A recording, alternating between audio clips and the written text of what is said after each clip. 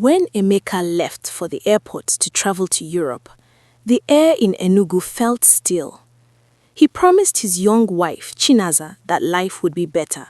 He told her to stay in his father's house, believing she would be safe.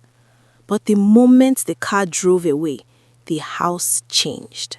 The walls seemed to grow cold. The house was a big bungalow, but it was not a happy place. The paint was peeling like old skin. Chinaza was given a tiny room at the back, near the kitchen. It was hot and smelled of smoke. While her mother-in-law, Mama Chinyere, and her two sisters-in-law, Ifunanya and Kosi, sat in the cool parlor under the fan, Chinaza stayed in the heat with her one-year-old son, Tobe. Mama Chinyere was a woman with a heart like a dry stone. She took the keys to the food cupboard and kept them in her wrapper. To her, Chinaza was not a daughter, but a worker who did not deserve pay. The sisters-in-law followed their mother's lead. They treated Chinaza like a stranger in the home where she was supposed to be welcomed. As the weeks passed, the work became too much. Chinaza was the first to wake up at 4 a.m. She swept the wide compound and scrubbed the floors. Her hands, once soft, became rough and cracked. Even while she carried Tobe on her back, she was told to wash the heavy blankets of her sisters-in-law. The worst part was the hunger. When it was time to eat, the three women would sit at the table with plates of rice and meat. They would leave Chinaza with a small bowl of watery gari and no soup. "You are eating for two because you are breastfeeding, but you are eating our son's money while he is suffering in the cold," Mama Chinyere would mock. Chinaza would go to her room and cry. Her milk began to dry up because she was not eating well. Little Tobe would cry for milk, and Chinaza would hold him to her chest, offering him only her tears. The sisters-in-law would laugh and say she was a bad mother who didn't know how to keep a child quiet. They forgot that the child was their own brother's blood. In that house of thorns, there was one rose. Mazi Okechukwu, the father-in-law, was a quiet man. He did not like the way his wife treated Chinaza, but he was old and wanted peace. However, his eyes saw everything. He saw the way Chinaza was growing thin. He saw the way his grandson was being ignored. Every evening, when Mazi came home from his shop, he would hide a piece of boiled egg or a wrap of okpa in his pocket. When the women were not looking, he would call Chinaza into the garden. "Take this, my daughter," he would whisper. "Eat it quickly. Do not let them see you."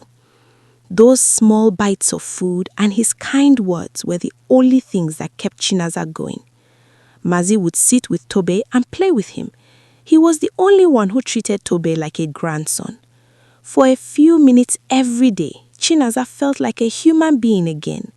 But the moment Mazi went to sleep, the shadows of the three women would return. One night, a heavy rain fell on Enugu. The roof of Chinaza's room was broken, and water began to leak onto her bed. She had to sit on a plastic chair all night, holding Tobe to keep him dry. By morning, Tobe's body was as hot as a fire. He had a terrible fever. Chinaza ran to the parlor, begging Mama Chinyere for money to go to the chemist. "The boy is sick, Mama. Please help me," she cried.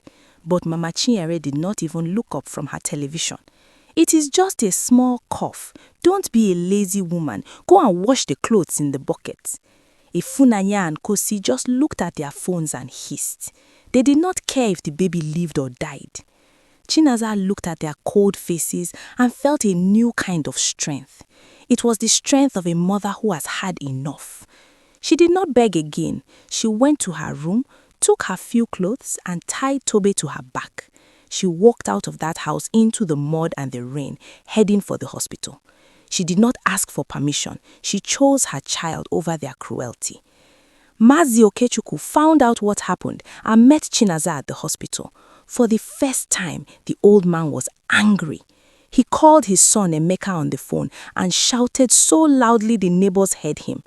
"Your wife is in the hospital because of your mother and sisters. If you don't fix this, do not call me your father again." Emeka, hearing the truth from his father's mouth, finally woke up. He sent money immediately and told Chinaza to move out of that bungalow. He realized that the money he was sending was being used by his sisters to buy fine clothes while his wife was starving. Chinaza did not go back to that house to live. She only went to take her things. She did not shout or fight with Mama Chinyere.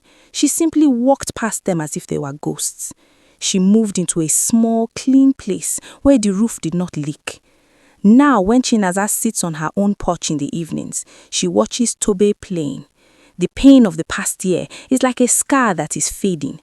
She learned that a woman's worth does not come from her in-laws, but from the love she has for herself and her child.